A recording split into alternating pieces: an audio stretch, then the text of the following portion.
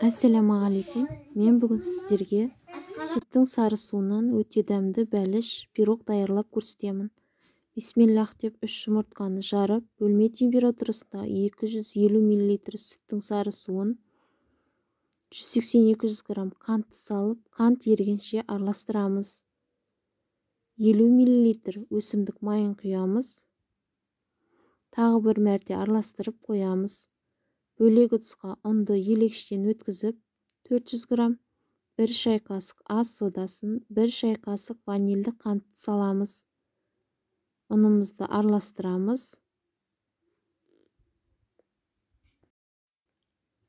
Ұнымызды аз-аздан салып, түйіршік қалмайтындай етіп араластырып, бәліштің қамырын даярлап қоямыз.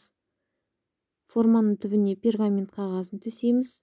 Пергамент қағаздарыңыз сапалы болған жағдайда оны бірнеше мәрте пайдалануға болады. Мұндағы қағазды мен 3-ші мәрте пайдаланып жатырмын. Енді қамырымызды құямыз, бір келк етіп, төменгі жағындағы барлық ауаны сілкілеп, шайқай отырып шығарып, 100 грамм жуылып дайын тұрған жүзімді бетіне себеміз. Алдын ала қызып тұрған 180 градустағы духовкада 25-30 минут пісіріп аламыз. Бәлішіміз суыды, формадан шығарып, пергамент қағазын аламыз да дастарханға кесіп ұсынсаңыздар болады. Сырты сәл қытырлақ, іші жұмсақ, жақсы боп көтеріліп піскен. Біздің YouTube арнамыздың ас мәзірлері ұнаса, тіркеліп қоңыраушаны басуды ұмытпаңыздар. Сол кезде біздің әрдайым жаңа видеоларымызды, жаңа ас мәзірлерімізді қалдырмай көретін боласыздар.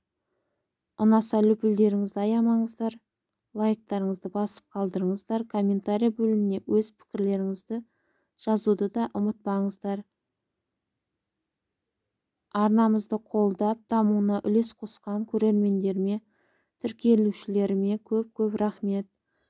Ішкен астарыңыз адал, денсаулықтарыңыз мықты болсын, астарыңыз мол болсын.